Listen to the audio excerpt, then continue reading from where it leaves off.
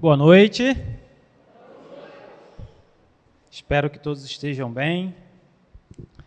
Hoje nós vamos dar continuidade à nossa série de mensagens Fortalecendo a Mente.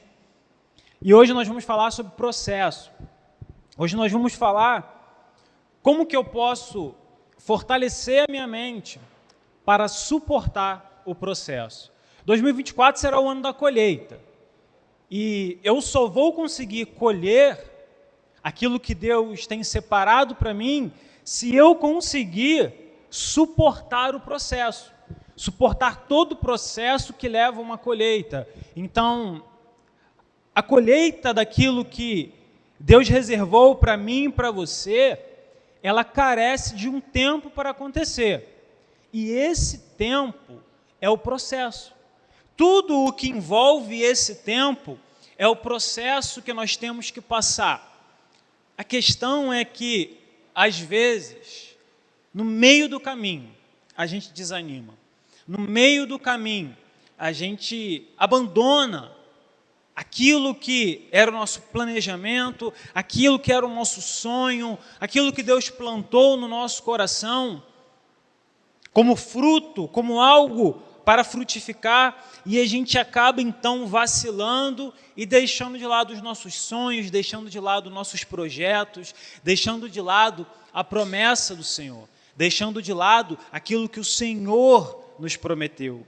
E eu quero ir direto ao texto, Gálatas 6:9, que é o texto base para o nosso ano da colheita, vai estar sendo projetado.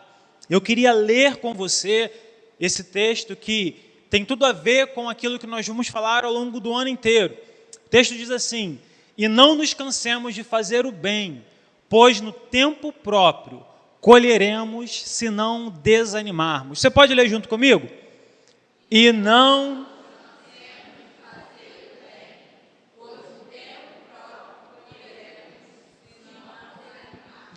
Então o texto fala sobre o quê? Sobre não desanimar. O texto fala sobre não desistir. O texto fala sobre não se cansar. Porque se isso acontecer, nós não vamos receber o resultado que nós esperamos, tudo por conta da desistência. Mas esse verso, esse texto, ele tem um jogo de palavras que eu queria, antes de entrarmos mesmo no assunto sobre como suportar o processo, mas entender o que cada palavra dessa quer dizer. Então, vai estar sendo projetado aqui para você ler junto comigo. Obrigado. Então, não nos cansemos de fazer o bem. No grego, não nos cansemos está relacionado a estar completamente desanimado. Então, às vezes, quando a gente lê essa parte, não nos cansemos, não é simplesmente um cansaço, mas a tradução dessa palavra é estar completamente desanimado. Eu estou tão desanimado, eu estou tão abatido. E o que Paulo fala é que nós não devemos estar completamente desanimados. E não podemos estar desanimados dessa maneira, porque em fazer o bem. A tradução que foi usada é fazer o bem, mas se formos olhar na raiz dessa palavra, tem mais um significado de bom, de excelente, ou como eu gostei dessa vertente da palavra, excelente em sua natureza e características, e por essa razão, bem adaptado aos seus objetivos. Então, é fazer algo excelente visando o meu objetivo. Então, o que Paulo está querendo dizer? Não fique completamente desanimado de fazer aquilo que é excelente. Não desanime de dar o seu melhor, não desanime de fazer aquilo que é bom, não desanime de fazer o bem, não desanime de fazer aquilo que é o melhor. E às vezes a gente se cansa de fazer aquilo que é o melhor. A gente olha por aí tanta gente fazendo tudo de qualquer jeito, e a gente cai na tentação de seguir esse caminho, e de não fazer o nosso melhor, não dar o nosso melhor. Mas ainda continua falando que ao nosso tempo colheremos. E aqui o texto No grego, no original, ídios quer dizer aquilo que me pertence. E aquilo que me pertence é o tempo. E é usado kairos, que é um tempo exato, é um tempo determinado, é uma medida exata de tempo.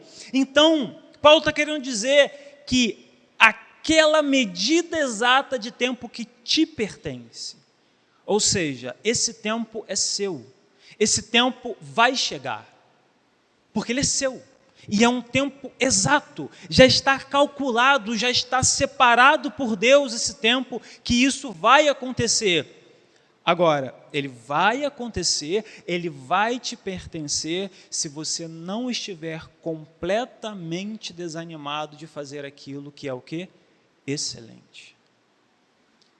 Excelente.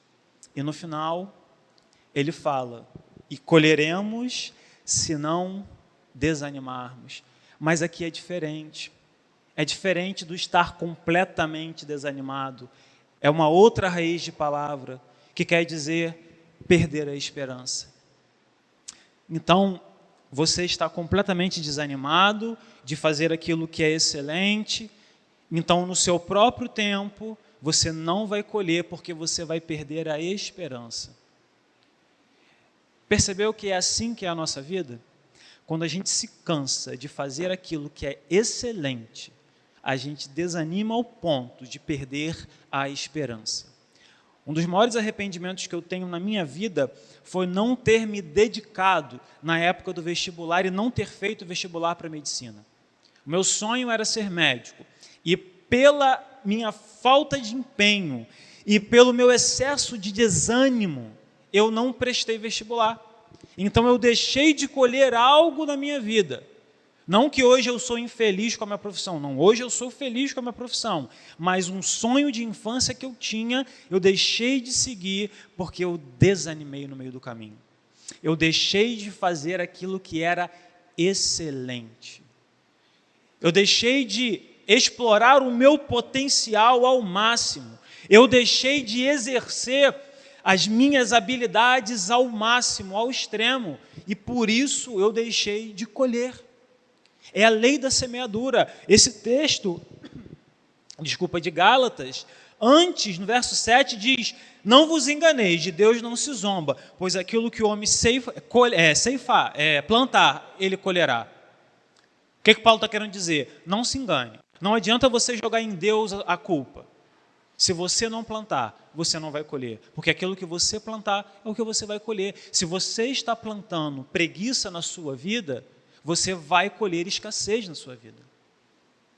Tanto que a palavra de Deus fala, vai ter com a formiga preguiçoso. Então, talvez você tenha um sonho de crescer na empresa onde você trabalha. Se você desanimar, se você estiver completamente desanimado de fazer aquilo que é excelente, você não vai crescer. Se você está querendo prestar um concurso, se no meio do caminho você desanimar, se no meio do caminho você perder as esperanças, não vai acontecer.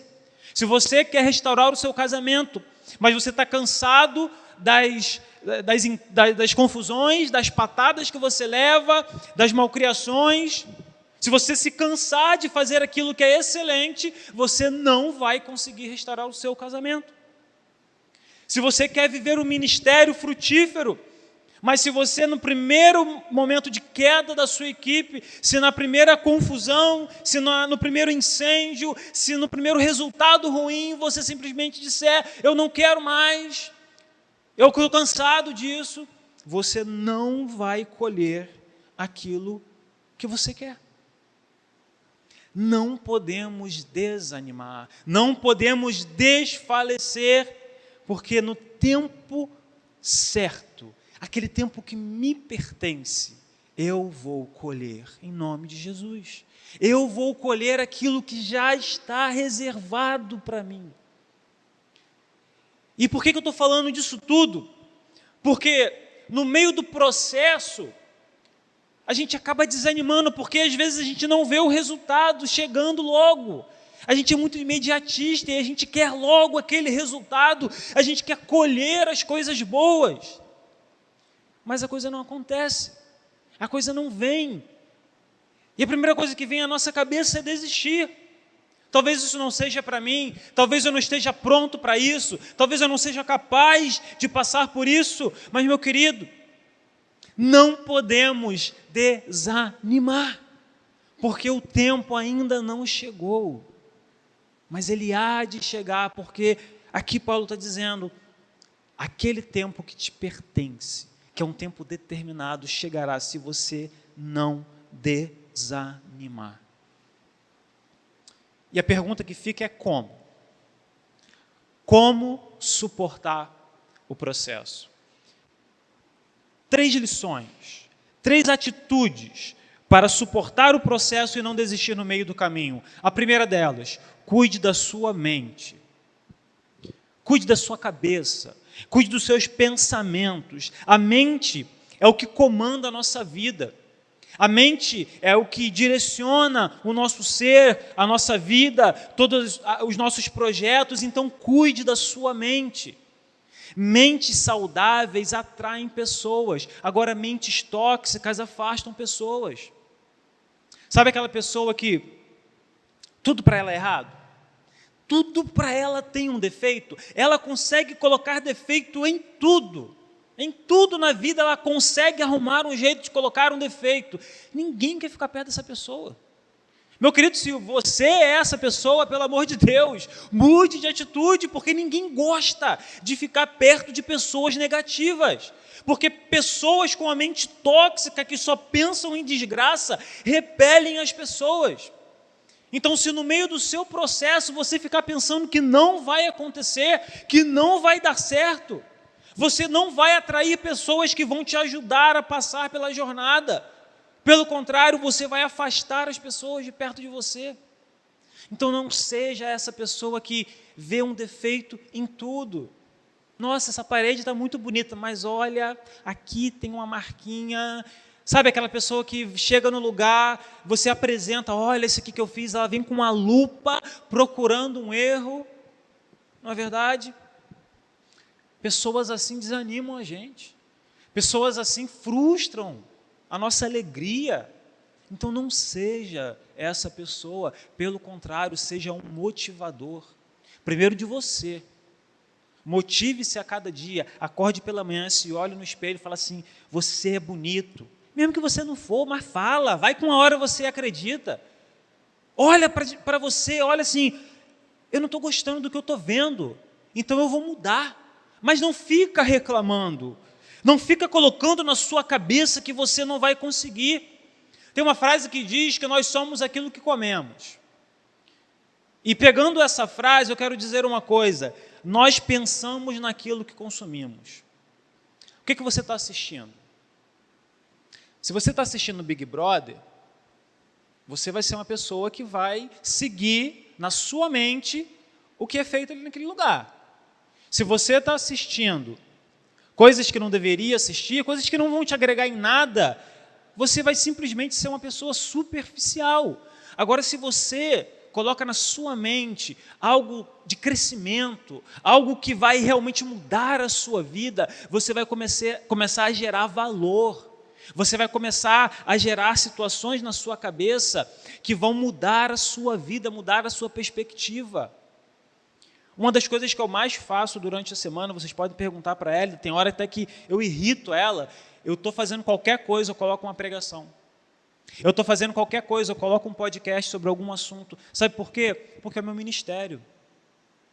Se eu não absorvo, não consumo aquilo que é primordial para o que eu faço como ministério, como que eu vou ter um ministério bem-sucedido? É a mesma coisa, eu não consigo pensar em alguém que faz parte do ministério de louvor e que não escuta música durante a semana.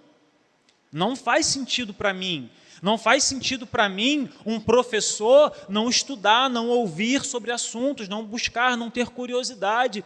Então, alimente a sua mente com aquilo que vai te impulsionar a colher coisas na sua vida.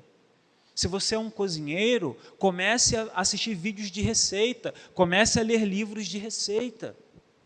Amplie seus horizontes. Se você é um motorista, comece a assistir aulas de direção. Não, mas eu já dirijo há 30 anos. Tem muita coisa que você faz errado, eu aposto com você. Se eu ficar sentado com você meia hora, você dirigindo, eu vou apontar um monte de erro. Sabe por quê? Porque nós não sabemos de tudo. Nós não somos detentores de todo o conhecimento. E sempre é necessário aprender algo. Então, o que está na tua cabeça? O que está sendo consumido? O que nós estamos analisando? O que nós estamos consumindo como conteúdo? E sabe por que as coisas não dão certo? Sabe por que as coisas não dão certo? Porque você não prepara a sua mente. Muitas das coisas na minha vida não deram certo porque eu não preparava a minha mente. Eu não preparava aquilo que estava na minha cabeça. E eu era sempre uma pessoa negativa. Vai dar errado. Não vamos fazer isso não, que esse negócio vai dar errado. Eu não tinha ousadia para nada na minha vida. Eu era aquela pessoa que me enquadrava sempre dentro daquilo que era o meu nicho, daquilo que era confortável para mim. Era tal ponto que eu não mudava a rua do meu trajeto. Eu não mudava, eu gostava de sentar no mesmo banco, no mesmo lugar. Era sempre as coisas no mesmo horário. Eu não me permitia mudanças. E isso causava frustração. Então, cuide da sua mente. Alimente a sua mente com aquilo que é bom, com aquilo que faz bem para você. Comece a observar o que você está alimentando. Se afaste de pessoas que estão o tempo todo fazendo fofoca para você. Porque você às vezes está tentando mudar ela, mas você não vai mudar. Você só vai mudar ela orando por ela. Isso se ela deixar o Espírito Santo tomar conta da vida dela e mudar. Agora, se você vai ficar o tempo todo junto com essa pessoa, você vai acabar virando um fofoqueiro. Eu lembro que tinha um amigo, e a gente conversava muito. E chegou um tempo que ele começou a falar muito mal aqui da igreja, muito mal. E eu tomei uma atitude, eu falei, eu não vou me encontrar mais com esse cara. Porque ele fala tão mal da igreja. A igreja é sempre algo negativo, que isso estava me contaminando, me fazendo mal. Eu falei, cara, eu vou me afastar desse cara, porque nada que eu falo é o suficiente para mudar o pensamento dele. Senão daqui a pouco eu vou estar falando, criticando a minha igreja. E talvez você tenha pensado agora em alguém que te chama no canto para criticar a sua igreja. Meu querido, se você der uma palavra para essa pessoa e essa pessoa não mudar, a palavra que eu tenho é se afaste dessa pessoa. Porque essa pessoa vai, daqui a pouco, mudar o seu pensamento. Se é algo que está te colocando para baixo, se é algo que está te atrasando e você não consegue mudar a pessoa, não adianta você insistir. Sabe por que eu estou falando isso? O jovem rico, quando chegou até Jesus e perguntou o que precisava fazer, Jesus falou para ele, vende tudo que tem. O jovem rico não vendeu, Jesus seguiu o caminho dele, o jovem rico dele, Jesus não foi atrás. Então não adianta a gente ficar insistindo com quem não quer. Agora, quando a pessoa precisar da gente, é lógico que a gente vai estar lá para a pessoa. Não estou falando para você tirar a pessoa da sua vida, mas não adianta você ficar absorvendo aquilo, se aquilo está te fazendo mal. Não adianta você ficar absorvendo aquilo, se aquilo está te machucando. E como que eu cuido da minha mente? Eu cuido da minha mente quando eu busco ter a mente de Cristo. Quando eu busco ter os mesmos pensamentos de Cristo. A carta de Paulo aos Coríntios, 1 Coríntios capítulo 2, verso 16, diz assim, porque quem conheceu a mente do Senhor para que possa instruí-lo? Mas nós temos a mente de Cristo. Esse é o nosso projeto, esse é o nosso propósito, ter a mente de Cristo. Renan, como que eu sei como é ter a mente de Cristo? Leia os evangelhos, você vai ver como que Jesus agia, como Jesus tratava as pessoas, como Jesus interagia com o mundo. Temos que ter a mente de Cristo, porque nós somos imagem e semelhança desse Cristo. Nós somos discípulos desse Cristo, então cuide da sua mente. E a melhor maneira de você cuidar da sua mente é fazendo com que os seus pensamentos e a sua mente seja a mente de Cristo, ou seja, Cristo é quem deve governar a sua mente. Cristo é que deve governar os seus pensamentos. E se eu e você fizermos isso, nós teremos uma mente saudável e viveremos com mentes saudáveis o processo da colheita. E além da mente, nós precisamos viver por propósitos bem claros. Você precisa cuidar da sua mente, mas você precisa viver propósitos. Eu tenho certeza que se eu fizer uma pergunta, e eu quero fazer essa pergunta para você pensar, qual é a sua meta para 2024? Muita gente vai pensar assim, esse negócio de meta não é para mim. Esse negócio de meta aí está por fora. O negócio é, vamos vivendo a vida e vamos ajeitando no meio do caminho. Meu irmão, com todo o amor, com todo o carinho que eu vou falar para você, para com isso. Passe a estabelecer metas na sua vida. Sabe por quê? Deu certo até agora? Aí sempre vai ter aquele que vai falar, deu, mas poderia ser melhor. Já foi comprovado que quando você cria metas, quando você estabelece metas, a chance de você ter sucesso é muito maior.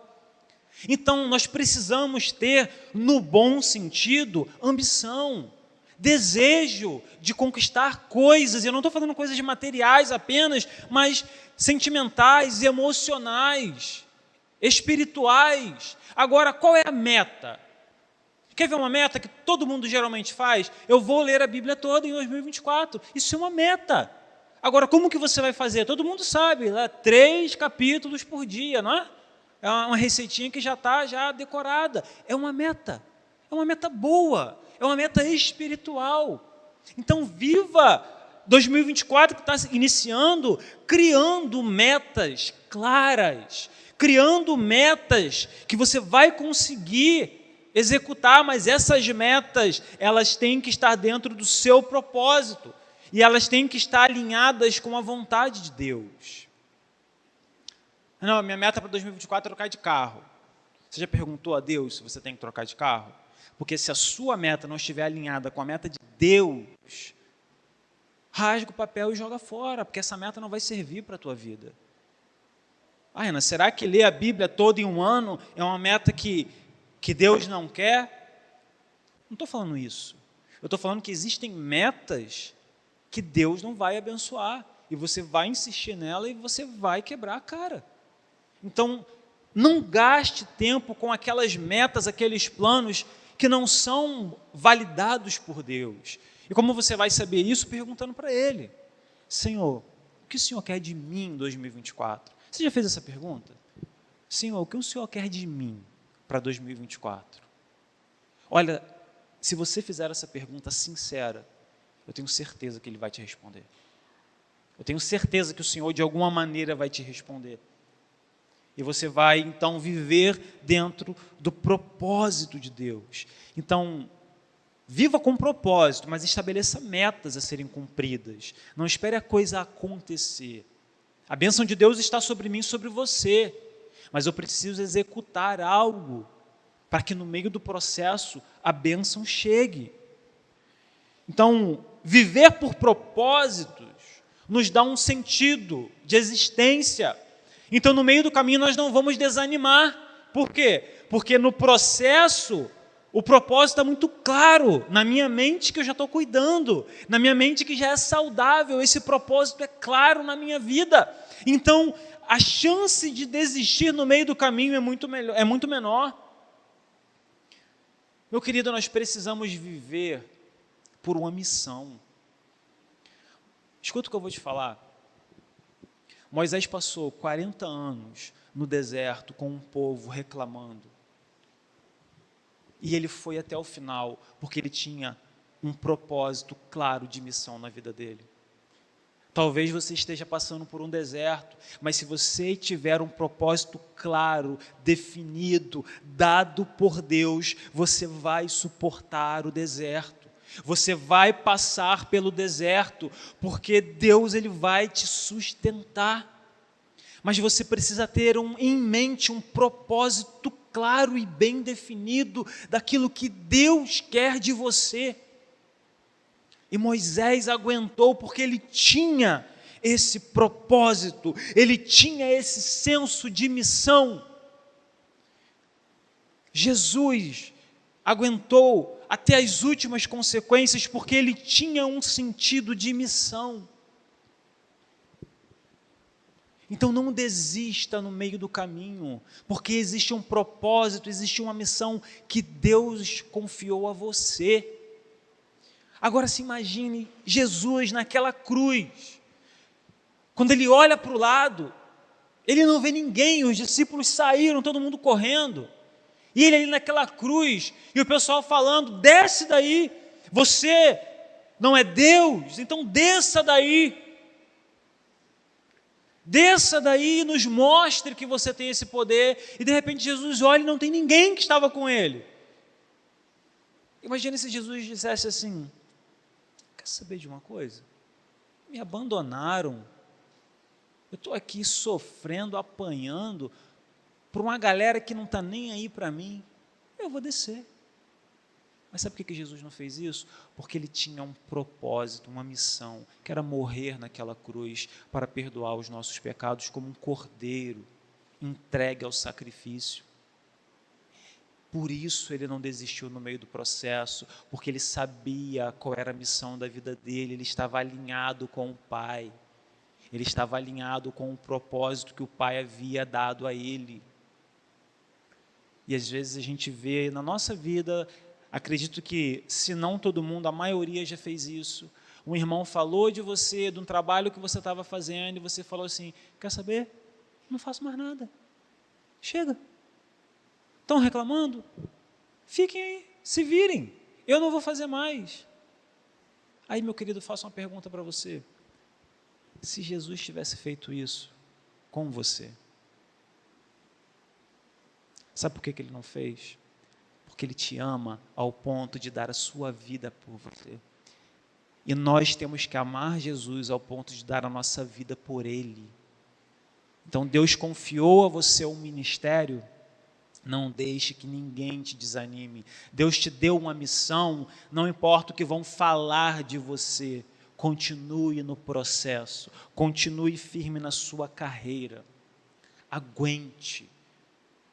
Isso tudo porque você tem um propósito bem definido na sua cabeça e no seu coração. Mas a pergunta é, você sabe qual é esse propósito? Você sabe qual é essa missão?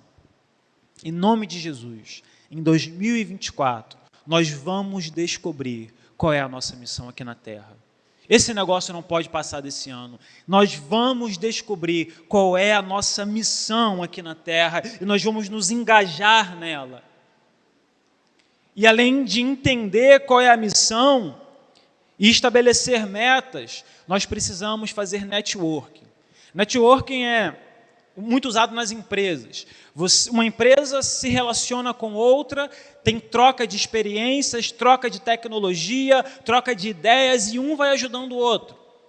O networking hoje é feito para se fechar contratos. Lá na empresa, às vezes a gente fecha contratos que a gente tem prejuízo. Aí talvez você se pergunte, Tarna, então você é maluco. Não. Networking.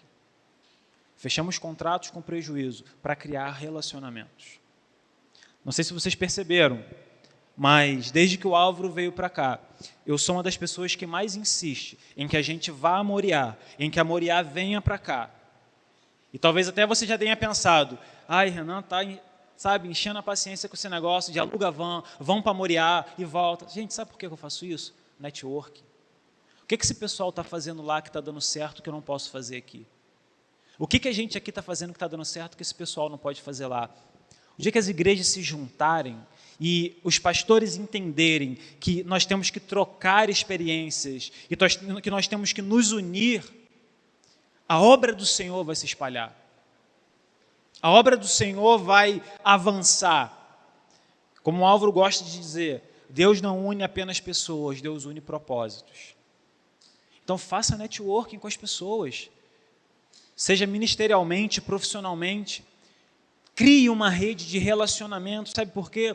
Porque no meio do processo, quando você estiver vivendo uma fase ruim na sua vida, tu vai pegar um telefone, vai ligar para alguém, essa pessoa vai ter uma palavra para você. Não viva isolado, Por mais que você tenha o seu propósito, não viva isolado. A gente estava falando de Moisés. Moisés estava liderando o povo. Jetro, então, seu sogro, vem visitar Moisés e ele olha aquela multidão de pessoas para que Moisés atendesse. E Jetro então dá um conselho para ele: Moisés, você não vai ter condições de liderar esse povo sozinho. Eleja líderes que vão te ajudar nesse processo. Compartilhe aquilo que Deus te deu com outras pessoas, para que o Evangelho do Senhor se espalhe de uma forma muito mais rápida e muito mais eficaz. Não tome para si apenas aquilo que o Senhor te deu, mas compartilhe. Compartilhe com outras pessoas aquilo que o Senhor colocou no teu coração. Eu quero dar o exemplo da Verônica. Verônica começou com um projeto dos adolescentes. Cadê a Verônica, meu Deus? Estava aqui agora, não estou vendo a Verônica. Está ali. Verônica começou com um projeto dos adolescentes, sozinha, não é, Verônica? Aí chamava a galera para vir aqui dar uma palestra, mas ela era sozinha. O que a Verônica fez? Ela abriu o leque, chamou pessoas. Hoje tem pessoas que ajudam a Verônica. No último evento que nós tivemos dos adolescentes, tinha uma galera, um evento maravilhoso. E eu mesmo me espantei, eu falei assim: nossa, como esse trabalho cresceu. Mas sabe o que é isso? Pessoas que estão compartilhando aquilo que o Senhor colocou no coração delas. Viva por propósitos claros e bem definidos, porque se esse propósito adolescente não fosse tão claro no coração da Verônica, ela não ia conseguir explicar esse propósito para outras pessoas. Então tem que estar bem claro na nossa vida, tem que ter metas. E ela já me apresentou as metas de 2024, né? É assim, crie metas. Desde o ano passado ela está criando metas, e outros ministérios também, eu estou usando o exemplo dela agora. Poderia usar de outros, mas o fato de ela começar a criar metas, o ministério dela tem multiplicado, tem dado frutos. Então viva por propósitos claros. E por último, viva pela dependência de Deus. Meu querido, você pode cuidar da tua mente, você pode criar metas, você pode ter propósitos claros, mas se você não for dependente do Senhor, o trabalho não vai andar. A gente cria estratégias, a gente estuda, a gente aprende, a gente traz modernidade, mas a dependência do Senhor tem que estar em primeiro lugar. Você pode ter o melhor professor do mundo, mas se você não tiver a dependência do Senhor, a obra não vai andar, porque a nossa obra não é uma obra natural, mas é uma obra espiritual, e coisas espirituais só crescem mediante ações espirituais. Não tente sistematizar a obra do Senhor, porque você vai cair no fracasso, porque a obra do Senhor não pode ser sistematizada por ações humanas. Nós criamos estratégias, sim, mas todas elas debaixo da dependência do Senhor. O processo da colheita da sua vida depende da provisão de Deus. Então não ache que você vai colher algo na sua vida que não venha do Senhor. Porque talvez você possa pensar que, não, se eu criar metas, se eu cuidar da minha mente, a coisa vai acontecer. Não, não vai. Ah, Renan, mas a pessoa que está no mundo, ela está prosperando. Mas Deus não tem compromisso com essa pessoa, porque não faz parte do povo dele, não faz parte do seu povo. E Deus, ele foi muito claro e disse que o povo dele prosperaria se estivessem debaixo da obediência. Então eu e você fazemos parte do povo de Deus, e nós não podemos cair na vontade, no desejo de fazer aquilo que é errado para conseguir aquilo que nós almejamos. Porque o Senhor não vai abençoar. Se você precisar de artifícios errados para crescer no seu trabalho, você pode até subir de cargo, mas você não vai prosperar, porque você faz parte do povo de Deus. E se você não estiver alinhado com a vontade de Deus, não vai acontecer. Então fuja disso, meu querido. Fuja disso, porque estar debaixo da mão de Deus, da dependência de Deus, é o único caminho, não é o melhor caminho, é o único caminho para o seu povo. Então eu e você precisamos estar debaixo dessa provisão. O maná vinha todas as manhãs, o povo acordava, tinha que ir colher o maná. E o Senhor falou para Moisés: durante 6 dias o maná cairá, mas no 7º dia não cairá. As pessoas não poderiam colher em grande quantidade, porque o que acontecia? Apodrecia. O que é isso? Eles precisavam aprender a dependência de Deus, ou seja, eu colho hoje o que eu preciso, porque amanhã eu sei que Deus vai dar o maná de novo. Então eles viviam na dependência do Senhor. E na sexta-feira, o maná caía dobrado, para que o povo colhesse também para o sábado. Só que na primeira vez que isso aconteceu, o texto fala: e aconteceu que saíram alguns do povo no 7º dia para juntar, e não acharam nada. E disse o Senhor a Moisés: até quando recusareis obedecer aos meus mandamentos e às minhas leis? Olha só, o povo saiu para colher num dia que não estava determinado colher, e não acharam nada. Sabe por quê? Porque a dependência do Senhor não estava naquele dia, mas estava na sexta, que eles deveriam colher dobrado. Sabe por quê? Porque Deus não mandou colher no sábado, mandou colher na sexta. E Deus fala: até quando vocês não vão me obedecer? Até quando vocês vão viver dessa maneira? E Deus está falando isso para mim e para você: até quando você vai duvidar da minha provisão? Até quando você vai duvidar que eu posso abrir uma porta de emprego para você? Até quando você vai duvidar que eu posso cuidar da sua família melhor do que você? Até quando você vai duvidar que eu posso restaurar o seu casamento, mesmo depois de toda a burrada que você fez? Até quando você vai duvidar que eu posso levar salvação para dentro da tua casa, mesmo o seu esposo falando, mesmo a sua esposa falando que não pisa dentro da igreja? Até quando você vai duvidar de que eu vou trazer salvação para os teus filhos? Até quando você vai duvidar que eu não vou deixar faltar nada na sua casa se você entregar o seu dízimo? Até quando você vai duvidar que eu não vou abrir portas para você se você me obedecer? Até quando você vai duvidar? E é isso que o Senhor estava falando para aquele povo: até quando vocês vão continuar na desobediência? E se vocês continuarem na desobediência, vocês não vão colher. Porque a colheita tem a ver com a dependência do Senhor.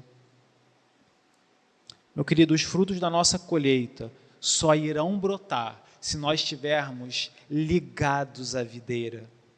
O texto de João 5,15 fala: eu sou a videira e vocês são os ramos. Quem está em mim e eu nele, esse dá muito fruto, porque sem mim nada podeis fazer. Ou seja, eu preciso estar ligado em Jesus para que eu possa colher. Eu preciso estar ligado em Jesus para que eu possa suportar o processo. Meu querido, em quem que você está ligado? Em quem que você está unido?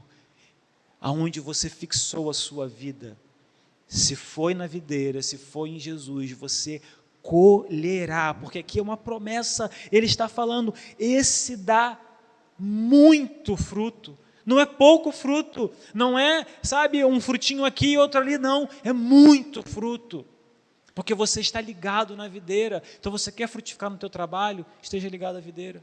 Você quer frutificar na tua família? Esteja ligado à videira. Você quer frutificar no teu ministério? Esteja ligado à videira. Aonde você quer estar? Aonde você quer colher? Quais são os resultados que você quer alcançar? Esteja ligado na videira. Esteja conectado com o Senhor. Esteja totalmente voltado para a presença de Deus. Cuide das coisas de Deus e Ele cuidará das suas coisas. Suporte o processo. Porque se você suportar o processo, ele vai te levar a algo extraordinário. Então não desista no meio do caminho, mas suporte o processo, para que você possa colher aquilo que o Senhor te prometeu. Para finalizar, eu deixo as palavras de Paulo. Não que já tenha alcançado, ou que seja perfeito, mas prossigo para alcançar aquilo para o que fui também alcançado por Jesus Cristo.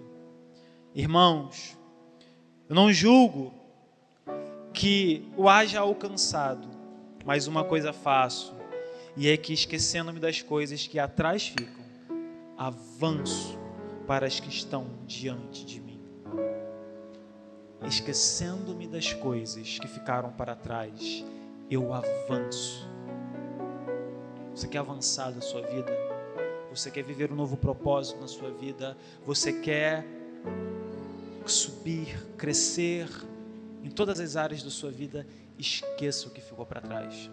Esqueça o passado, esqueça os seus pecados, esqueça os seus erros, esqueça as suas frustrações, esqueça o que disseram para você, mas avance na direção das coisas que estão à sua frente, nas coisas que o Senhor separou para você. Deixe de lado, deixe para trás tudo aquilo que não aconteceu, que você, por algum momento na sua vida, reclamou ou murmurou.